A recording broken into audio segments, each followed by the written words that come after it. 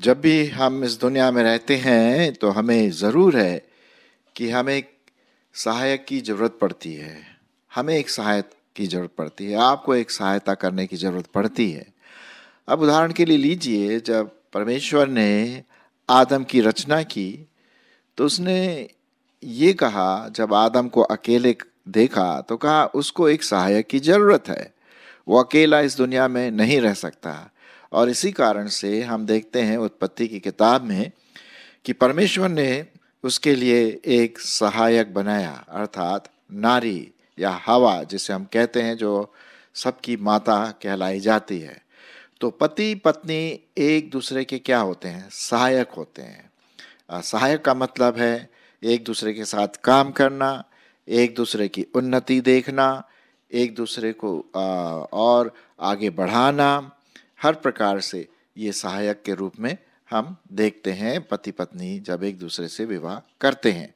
ठीक उसी प्रकार से परमेश्वर ने अपने विश्वासियों को, जो उसके पीछे चलते हैं, जिन्होंने उसको अपना जीवन दिया है, जिन्होंने उसे अपना उद्धारकर्ता करके ग्रहण किया है, कहा कि मैं तुम्हें अकेला नहीं छोड़ूंगा, मैं तुम्हें अनाथ नहीं छोड़ूंगा, मैं तुम्हारे लिए एक सहायक भेजूंगा। और वो सहायक कौन है? वो है पवित्र आत्मा, विश्वासियों का सहायक। और वही आज का हमारा टॉपिक है कि ये पवित्र आत्मा जो कि विश्वासियों का सहायक है, आपके लिए और मेरे लिए एक इनकरेजमेंट का कारण है, एक प्रभु में बढ़ने का कारण है, उन्नति का कारण है। इस प्रकार से हम देखते हैं कि पवित्र आत्मा हमारी अगुवाई करता है। तो आइए हम 4 विशेष बातों को देखेंगे कि किस प्रकार से पवित्र आत्मा हमारा सहायक होता है। इससे पहले कि मैं आगे पढ़ूं, मैं एक पद आपके लिए पढ़ना मांगता हूं, जो प्रभु यीशु मसीह ने प्रॉमिस किया कि मैं तुम्हें एक सहायक भेजूंगा। क्योंकि जब चेले साथ में थे और पवित्र आत्मा को जब लाने की बात की, तो प्रभु यीशु मसीह ने कहा, मैं जब जाऊंगा तो तुम्हारे लिए पवित्र आत्मा भेजूंगा। यूहन्ना रचित सुसमाचार उसका 14 अध्याय और उसका 26 पद लिखा हुआ है। यहाँ पर लिखा हुआ है, परंतु सहायक अर्थात पवित्र आत्मा जिसे पिता मेरे नाम से भेजेगा। सहायक अर्थात पवित्र आत्मा जिसे परमेश्वर मेरे नाम से भेजेगा। यही बात हम देखते हैं 16वां पद, यूहन्ना का 14 अध्याय और 16वां पद। और मैं पिता से विनती करूंगा और वह तुम्हें एक सहायक देगा। फिर वही बात हम यहाँ पर देखते हैं। अब विश्वासियों का ये सहायक कैसे, क्या काम करता है, क्या उसके फंक्शन है, क्या वो हमारे लिए, विश्वासियों के लिए करेगा? चलिए हम उसी के बारे में देख लेते हैं। पहली बात हम देखते हैं कि ये जो सहायक है पवित्र आत्मा, जैसे कि आप इस स्लाइड में देख रहे हैं कि एक आग का रूप यहाँ पर है और बीच में अगर ध्यान से देखेंगे तो क्रूस का निशान भी वहाँ पर दिखाई देगा और ये विश्वासी चारों तरफ खड़े हुए हैं।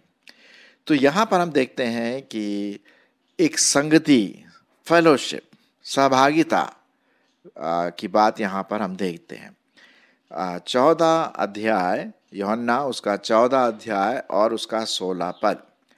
और मैं पिता से विनती करूंगा और वह तुम्हें एक सहायक देगा कि वह सर्वदा तुम्हारे साथ रहे।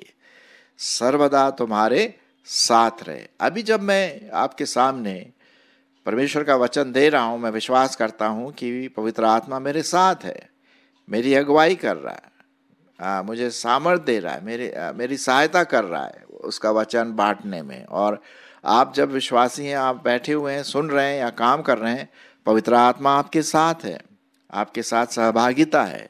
तो ये आप ये ना सोचे कि मैं अकेला हूँ, अकेली हूँ, नहीं, पवित्र आत्मा हमेशा हमारे साथ है, फेलोशिप। और 17 पद में भी ये बात लिखी हुई है, अर्थात सत्य का आत्मा। वो सहायक कौन है? सत्य का आत्मा, जिसे संसार ग्रहण नहीं कर सकता, क्योंकि ना वह उसे देखता है और ना उसे जानता है। तुम उसे जानते हो कि वह तुम्हारे साथ रहता है और वह तुम में होगा। मैं तुम्हें अनाथ नहीं छोड़ूंगा, मैं तुम्हारे पास वापस आऊँगा। तो यहाँ पर हम देखते पहली बात, जो फंक्शन, जो कार्य प्रणाली जो पवित्र आत्मा का है वो है फेलोशिप, संगति। पवित्र आत्मा के द्वारा प्रभु हमारे साथ है। जो पवित्र आत्मा, जैसे कि आप जानते हैं कि त्रिएक परमेश्वर का एक विशिष्ट भाग है, और जब हम प्रभु पर विश्वास करते हैं तो ये त्रिएक का जो विशेष भाग है पवित्र आत्मा हमारे मन, हमारे मंदिर, हमारे जीवन में, हमारे व्यक्तित्व में पूरी रीति से आता है और हमारी अगुवाई करता है, संगति करता है, फेलोशिप करता है, सहभागिता करता है ना। तो एक सहायक है। तो आप घबराइए नहीं, परमेश्वर की आत्मा हमारे साथ है, आपके साथ है, यदि आप उसके बेटे और बेटियां हैं। दूसरी बात, पवित्र आत्मा क्या करता है? वो हमें कायल करवाता है, निरुत्तर करवाता है कई चीजों के विषय में। चलिए मैं आपके लिए पढ़ता हूं 16वां अध्याय और उसका 7 से 10 पद। 16वां अध्याय और 7 से 10 पद यहाँ लिखा हुआ है, फिर भी मैं तुमसे सच सच कहता हूं कि मेरा जाना तुम्हारे लिए अच्छा है, क्योंकि यदि मैं न जाऊं तो वह सहायक तुम्हारे पास न आएगा, परंतु यदि मैं जाऊंगा तो उसे तुम्हारे पास भेजूंगा। वही बात यहाँ पर आ गई कि परमेश्वर की जो प्रतिज्ञा है, प्रभु यीशु मसीह की जो प्रतिज्ञा है कि पवित्र आत्मा हमारे पास भेजेगा, और वो उसने भेज दिया है। विशेष करके जब प्रेरितों के काम उसके दूसरे अध्याय में हम पढ़ते हैं, जब सब लोग प्रार्थना कर रहे थे, अचानक से पवित्र आत्मा आग के समान और बड़े भारी आंधी के समान उन लोगों पर आ गया, और तब से लेकर आज तक पवित्र आत्मा हमारे साथ है। तो ये तो मैं बात आपको पहले बता चुका हूं। अब इसका जो दूसरा कार्य वो क्या है? और वो आकर, 8वां पद में पढ़ रहा हूं, और वो आकर संसार को पाप और धार्मिकता और न्याय के विषय में निरुत्तर करेगा, कायल करेगा। वो ये बताएगा कि तुम लोग ने पाप किया है, तुम्हारे जीवन में पाप है, अपने मन से पश्चाताप करो। हाँ, लिखा हुआ 9वां पद, पाप के विषय में इसलिए कि वे मुझ पर विश्वास नहीं करते, और धार्मिकता के विषय में इसलिए कि मैं पिता के पास जाता हूँ और तुम मुझे फिर न देखोगे। न्याय के विषय में इसलिए कि संसार का सरदार दोषी ठहराया गया है। तो यहाँ पर हम देखते हैं परमेश्वर का आत्मा क्या करता है? निरुत्तर करता है, कायलता देता है हमारे जीवनों में कि हाँ यार, मैं पापी हूँ और मुझे प्रभु यीशु मसीह को अपनाना है, अपना उद्धारकर्ता करके ग्रहण करना है। जब आपने प्रभु यीशु मसीह पर विश्वास किया तो क्यों विश्वास किया? भाई आपके जीवन में कायलता आई होगी, है ना, कि हाँ यार, वचन के अनुसार तो मैं पापी हूँ। और ये जो कायलता देता है या निरुत्तर करवाता है, वो कौन करवाता है? पवित्र आत्मा ही करवाता है। अब जैसे उदाहरण के रूप में जब पतरस बताने लगा कि भाई प्रभु यीशु मसीह आने वाला है, वो तो तुम्हारे लिए अपना बलिदान किया, तो लोगों ने पूछा हम क्या करें? वो छिद गए, उनके हृदय छिद गए जब उन्होंने परमेश्वर का वचन सुना। अच्छा, परमेश्वर का वचन जब उन्होंने सुना तो वो छिद गए। ये छेदना कहाँ से आया? ये काटना कहाँ से आया? ये कायलता कहाँ से आई? ये निरुत्तरपन कहाँ से आया? ये है पवित्र आत्मा का कार्य। और विश्वासी के जीवन में भी ये बहुत ज़रूरी है मेरे प्रियो, कि मैं अपने जीवन के बारे में कह सकता हूँ कि जब मैं कोई गलत काम सोचता हूँ, करता हूँ, तो एकदम से पवित्र आत्मा मेरे को एक तरह से सिर में मारने के समान करता है कि अरे तुम क्या सोच रहे हो, ये तुम क्या कर रहे हो, गलत काम कर रहे हो। ये पवित्र आत्मा करवाता है विश्वासियों के जीवन में। जी हाँ, अविश्वासियों के जीवन में तो होता ही होता है, लेकिन विश्वासियों के जीवन में भी वो हमारा सहायक है, हमें रोकता है ऐसे खराब काम, गंदे काम या बुरे काम, व्यर्थ की बातें। यदि हम किसी की चुगली करें, कानाफूसी करें, ईर्ष्या करें, क्रोध करें, तो पवित्र आत्मा एकदम से बोलता है गलत, ये बिल्कुल गलत है। आपने शायद जरूर इसका अनुभव किया होगा, जब आप कोई गलत काम करते हैं तो विवेक आपका एकदम से पुलिसमैन के समान बोलता है, होशियार, आप गलत काम कर रहे हैं, गलत सोच रहे हैं, है ना। मैंने कई बार देखा है कि जब लोग स्कूटर चलाते हैं, मोटर बाइक जाते हैं, तो हेलमेट नहीं पहनते हैं, है ना। मेरी आशा है कि आप ऐसा नहीं करते होंगे, लेकिन मैंने देखा है लोगों को। और क्या करते हैं, हेलमेट को अपने हाथ में लेकर के गाड़ी चलाते हैं, और जैसे ही वो दूर से देखता है कि पुलिस वाला वहां खड़ा है चौराहे पे, तो क्या करते हैं, एकदम से हेलमेट पहन लेंगे, हैं। कहीं आपने तो ऐसा नहीं किया? हाँ, देखिए क्यों, क्योंकि विवेक बोल रहा है कि देखो वो सामने पुलिस वाला खड़ा है, अगर तुमको हेलमेट बिना देखा तो तुम चालान कर देगा। तो हम क्यों पुलिस को देखकर ही हेलमेट पहने? हम अपनी जान की रक्षा के लिए क्यों नहीं पहले से ही हेलमेट पहने? एक उदाहरण मैं आपके सामने दे रहा हूं। तो देखिए, ये हमारा विवेक क्या करता है, हमें गाइड करता है। और ये गाइड करने वाला कौन है? पवित्र आत्मा हमारे विवेक में कार्य करके हमें सतर्क करता है, होशियार करता है कि होशियार हो जाओ, ये गलत है ना। और जब कभी अच्छी बात भी होती है तो परमेश्वर का आत्मा हमें बहुत उत्साहित भी करता है, अच्छी बात है ना। तो दो बातें हमने अभी देखी। पहली बात, पवित्र आत्मा का कार्य क्या है कि वो हमारे साथ फेलोशिप करता है, सहभागिता करता है, हमारे साथ हमेशा रहता है। दूसरी बात, वो हमें कन्विक्ट करता है, कायलता दिलाता है, निरुत्तर करता है पाप के विषय में। ठीक है, चलिए तीसरी बात देख लेते हैं कि पवित्र आत्मा और क्या करता है। हम देखेंगे 14 अध्याय, यूहन्ना उसका 14 अध्याय और 26 पद, जो मैंने आपके लिए पढ़ा था। चलिए यहां पर देख लेते हैं। परंतु सहायक अर्थात पवित्र आत्मा, जिसे पिता मेरे नाम से भेजेगा, वह तुम्हें सब बातें सिखाएगा। सुनिए, वह तुम्हें क्या करेगा? सब बातें सिखाएगा, और जो कुछ मैंने तुमसे कहा है वह सब तुम्हें स्मरण कराएगा। यहां पर दो बातें लिखी हुई है इसी पद में कि पहले तो वो सब बातें सिखाएगा, वो ही इज ए टीचर। पवित्र आत्मा कौन है? टीचर है, शिक्षक है। वो हमें अपने वचन से, परमेश्वर के वचन से सिखाता है, याद दिलाता, मतलब समझाता है ना। वो क्या लिखा हुआ? वह तुम्हें सब बातें सिखाएगा, और जो कुछ मैंने तुमसे कहा वो सब तुम्हें स्मरण कराएगा। अब भाई देखिए, प्रभु यीशु मसीह तो अभी हमारे साथ नहीं है भौतिक रूप से, शारीरिक रूप से, लेकिन वो हमारे साथ है पवित्र आत्मा के रूप में। लेकिन जब पहली शताब्दी में, जब प्रभु यीशु मसीह इस दुनिया में थे, तो चेले उनके साथ थे, और चेले हमेशा उनके साथ साथ चलते थे, संगति करते थे, सहायता करते थे, इधर उधर चीज़ें लाने देने में, सब चीज़ों में। और प्रभु यीशु मसीह उन्हें उपदेश देता था, उनको बढ़ाता था। अब क्या है कि उसने कहा चेलों से कि सब बातें तो मैं स्मरण कराएगा। अब यीशु मसीह तो चले गए, चेले पीछे रह गए। तो जो जो पत्री आप देखते हैं, जैसे मत्ती हुआ, मरकुस हुआ, लूका हुआ, यूहन्ना हुआ, और फिर और भी दूसरे चेले हुए, फिर पौलुस हुआ, ये सब क्या हुआ? उन्होंने याद किया कि प्रभु यीशु मसीह ने क्या क्या बातें उनसे कही, और तब उन्होंने लिखा इन बातों को, जो हमारे पास नए नियम के रूप में आता है। ठीक है, तो उसने स्मरण करवाया जो जो बातें प्रभु यीशु मसीह ने कही।